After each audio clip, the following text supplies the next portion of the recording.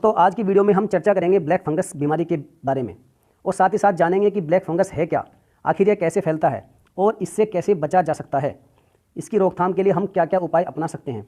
तो साथियों आज की वीडियो को बिना स्किप किए पूरा ध्यान से देखना। और साथियों मेरा दावा है कि आने वाली सभी परीक्षाओं में, चाहे वो 2021 में हो या 2022 में हो, सभी परीक्षाओं के लिए ये मोस्ट इंपॉर्टेंट ब्लैक फंगस से जुड़े हुए MCQs हैं।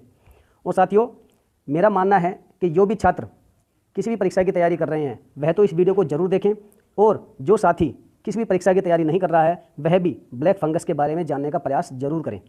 तो साथियों यदि आपको यह वीडियो अच्छी लगे तो एक लाइक ज़रूर करना, और यदि अच्छी ना लगे तो साथियों डिसलाइक कर देना।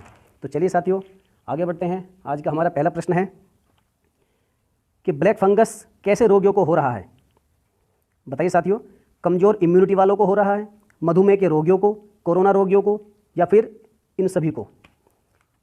तो साथियों ब्लैक फंगस इन सभी को हो रहा है, इसलिए इसका सही आंसर हो जाएगा ऑप्शन नंबर डी, जिनकी इम्यूनिटी कमज़ोर है, अर्थात जिनकी रोग प्रतिरोधक क्षमता कमज़ोर है उन्हें भी, और जो शुगर के पेशेंट हैं उनको भी, और जो पहले से कोरोना रोगी हैं या जो ठीक हो चुके हैं उनको भी ये ब्लैक फंगस हो रहा है।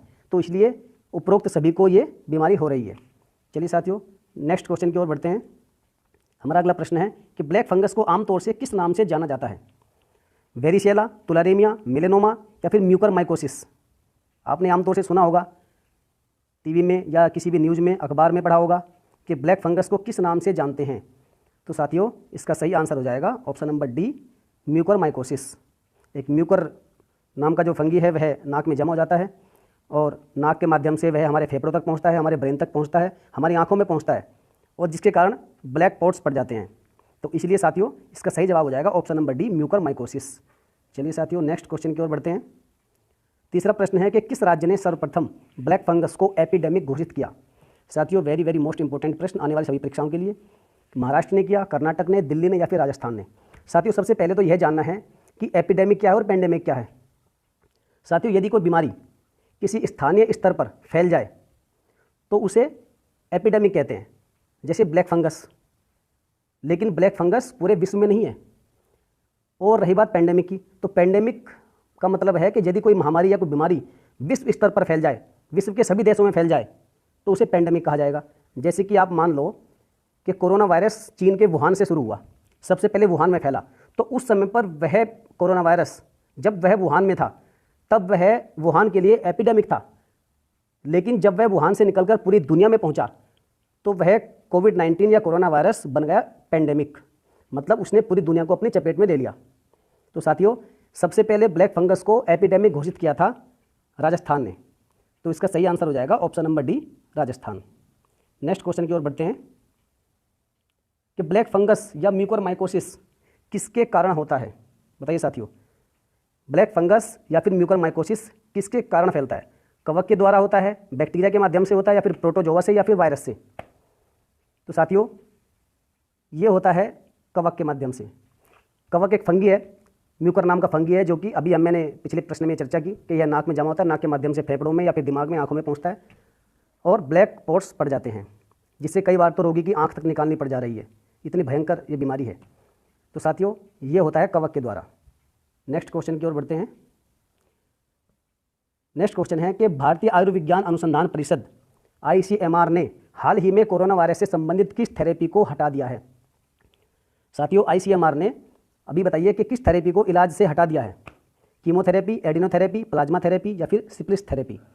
साथियों इसका सही जवाब हो जाएगा option number A, correction, option number C, plasma therapy. तो साथियों अभी हाल ही में ICMR ने कहा है कि प्लाज्मा थेरेपी उतनी कारगर इस इलाज में नहीं है जितनी की होनी चाहिए थी।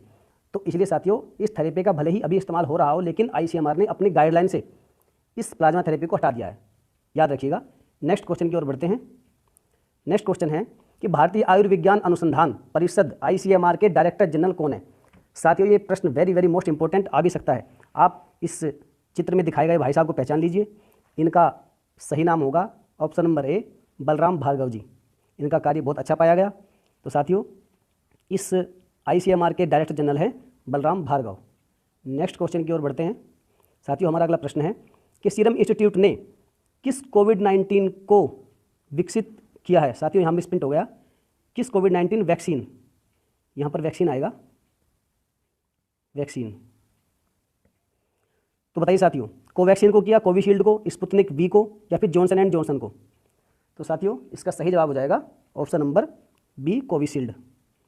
और साथियों ये जो चित्र में दिखाए गए साहब हैं, ये हैं आधार पूनावाला जी, जो कि सीरम इंस्टीट्यूट के को फाउंडर या फिर CEO हैं। तो नेक्स्ट क्वेश्चन की ओर बढ़ते हैं। हमारा अगला प्रश्न है कि ब्लैक फंगस से शरीर के कौन से अंग सबसे अधिक प्रभावित होते हैं? यकृत, किडनी, हाथ और पैर, या फिर ऑप्शन नंबर डी, आंख, नाक, त्वचा, फेफड़े, ब्रेन? तो बताइए साथियों, इसका सही जवाब हो जाएगा ऑप्शन नंबर डी, आंख, नाक, त्वचा, फेफड़े, ब्रेन, ये सभी से प्रभावित होते हैं। तो नेक्स्ट क्वेश्चन की ओर बढ़ते हैं कि सफ़ेद फंगस किस कवक के कारण फैलता है? बताइए साथियों। हे प्रभु, कौन कौन से फंगस आ गए? बस अब और मत भेजना, इतने काफ़ी हैं। ब्लैक भी आ गया, वाइट भी आ गया, और एक पीला भी आ गया। तो प्रभु और मत भेजना, बस इतने से हम काम चला लेंगे। तो साथियों बताइए इसका सही जवाब क्या होगा? तो साथियों इसका सही जवाब हो जाएगा ऑप्शन नंबर ए, कैंडिडा। साथियों अभी हमने चर्चा की कि ब्लैक फंगस के बारे में। ब्लैक फंगस किसके कारण फैलता है? और वो फैलता है म्यूकरमाइकोसिस के कारण, और सफ़ेद फंगस फैलेगा कैंडिडा नामक फंगी के कारण। ये भी एक कवक है। नेक्स्ट क्वेश्चन की ओर बढ़ते हैं। अगला प्रश्न है कि कोई भी राज्य ब्लैक फंगस महामारी को किस एक्ट के द्वारा महामारी घोषित कर सकता है? साथियों लिख लीजिए, वेरी वेरी मोस्ट इंपॉर्टेंट प्रश्न, और ये परीक्षा में जरूर पूछा जाएगा कि कोई भी राज्य यदि ब्लैक फंगस महामारी या फिर और भी किसी महामारी को यदि वो महामारी घोषित करेगा तो किस एक्ट के माध्यम से करेगा? तो साथियों वो एक्ट होगा महामारी एक्ट 1897। साथियों इसके क्लॉज में बताया गया है कि केंद्र सरकार किसी भी राज्य को ये आदेश दे सकती है या फिर सुझाव दे सकती है कि आप इस बीमारी को महामारी एक्ट 1897 के माध्यम से महामारी घोषित करिएगा, या फिर कोई भी राज्य सरकार इसकी मांग कर सकती है और इस एक्ट के माध्यम से किसी भी बीमारी को महामारी घोषित कर सकती है। तो साथियों ये प्रश्न जरूर याद रखिएगा कि कोई भी राज्य किसी भी महामारी को महामारी एक्ट 1897 के माध्यम से उसे महामारी घोषित कर सकता है। नेक्स्ट क्वेश्चन की ओर बढ़ते हैं। हमारा नेक्स्ट क्वेश्चन है कि कोविड-19 प्रदर्शन सूचकांक 2021 में भारत की रैंक क्या रही? साथियों लिख लीजिए या नोट कर लीजिए, या फिर वीडियो को पॉज करके स्क्रीनशॉट लेकर अपने पास सुरक्षित रख लीजिए। ये प्रश्न 110% किसी भी परीक्षा में जरूर आएगा, और शायद ही किसी भाई बहन को इसका सही जवाब मालूम होगा, क्योंकि यहाँ तक हम पहुँच ही नहीं सकते। यहाँ पर हमारा दिमाग यहाँ तक जाएगा ही नहीं कि शायद कोविड-19 प्रदर्शन इंडेक्स भी कोई घोषित कर सकता है। तो साथियों इसका सही जवाब तो हो जाएगा ऑप्शन नंबर सी, 86। भारत की रैंक रही है 86। और साथियों याद रखिएगा, इस इंडेक्स को जारी किसने किया, ये अध्ययन किया किसने? तो साथियों ये किया लोवी संस्थान। लोवी संस्थान जो कि सिडनी ऑस्ट्रेलिया में स्थित है, और इसमें 98 देश शामिल किए गए। और सबसे बड़ी याद रखने वाली बात है कि टॉप 3 जो देश हैं उसमें सबसे पहला नंबर हासिल किया है न्यूजीलैंड ने। कहने का मतलब है कि न्यूजीलैंड का प्रदर्शन काफ़ी अच्छा रहा, चाहे वो केस कम या ज़्यादा के मामले में हो, काफ़ी कम केस आए हैं। और दूसरी बात इलाज के माध्यम से, क्योंकि इलाज यहाँ पर काफ़ी अच्छा हुआ, और या फिर मौतों के मामले में। तो इसके कई पैरामीटर्स हैं जिन पर न्यूजीलैंड सबसे अधिक खरा उतरा है, तो इसलिए न्यूजीलैंड का पहला स्थान रहा है। वियतनाम दूसरे पर, ताइवान तीसरे पर, और थाईलैंड रहा चौथे स्थान पर। और साथियों सबसे अंत में रहा ब्राज़ील। ब्राज़ील की जो स्थिति है वह काफ़ी भयावह है, या फिर काफ़ी ख़राब कह सकते हैं। और जहाँ तक अमेरिका की बात है तो इसका नंबर 94 रहा, 98 देशों में 94। और भारत की बात करें तो भारत 86 स्थान पर रहा है, 86 नंबर पर रहा है। एशिया पैसिफिक में भारत का औसत रहा है 24.3, 24.3। भले ही आप इसे याद रखिए या मत रखिए, लेकिन 86 जरूर याद रखिए कि भारत की रैंक रही 86। और साथियों सबसे मज़े की बात क्या है कि चीन भाई साहब को इसमें शामिल ही नहीं किया गया। देखिए जिस बीमारी को चीन ने पूरी दुनिया में फैला दिया, उसी भाई साहब को इस अध्ययन में शामिल ही नहीं किया गया, क्योंकि उसके आंकड़े ही उपलब्ध नहीं है।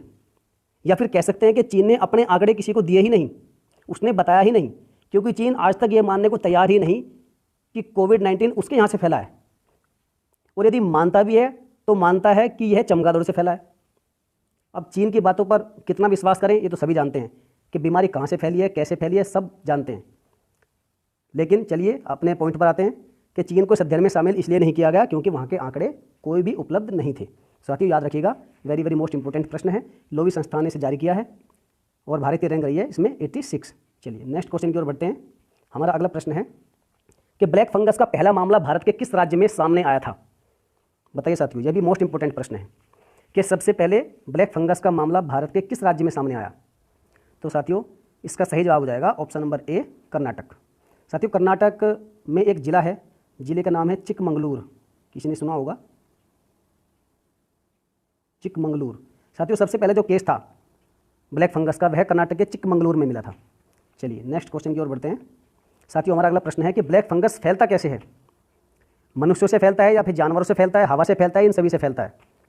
साथियों हमने पढ़ा है कि जो कोरोना वायरस है वह मनुष्यों से मनुष्यों में फैलता है, लेकिन जो ब्लैक फंगस है साथियों वह फैलता है हवा से। हवा से जो हम इनहेल करते हैं, सांस अंदर लेते हैं, तो उसके माध्यम से यह म्यूकर नाम का जो फंगी है, म्यूकोरमाइकोसिस, उसके द्वारा हमारी नाक में जमा होता है और फिर पूरे सिस्टम को तबाह कर देता है। या फिर त्वचा से भी फैलता है, या फिर हमारी कहीं से त्वचा या फिर स्किन जो कटी फटी हो ये वहाँ पर जमा हो जाता है और उससे भी ये फैल जाता है। साथियों इसका सही जवाब हो जाएगा ऑप्शन नंबर सी, हवा से। नेक्स्ट क्वेश्चन की ओर बढ़ते हैं। हमारा अगला और अंतिम प्रश्न है कि ब्लैक फंगस कितने प्रकार के होते हैं? ब्लैक फंगस कितने प्रकार के होते हैं? 2, 3, 4 या फिर 5? तो साथियों ये होता है 5 प्रकार के। नाम आप पढ़ लीजिएगा, इसमें थोड़ा बहुत मिस्टेक हो सकता है तो आप सुधार लीजिएगा। सबसे पहला है राइनोसेरेवल, दूसरा है पल्मोनेरी, तीसरा है गैस्ट्रोइंटेस्टिनल और चौथा है साइटेरियस और पांचवा है डिसेमेटेड। तो इस डिसेमेटेड में थोड़ा बहुत मुझे डाउट है, आप देख लीजिए क्या क्या है। वैसे इतना इंपॉर्टेंट नहीं है, आप बस इतना याद रखिएगा कि ब्लैक फंगस 5 प्रकार के होते हैं।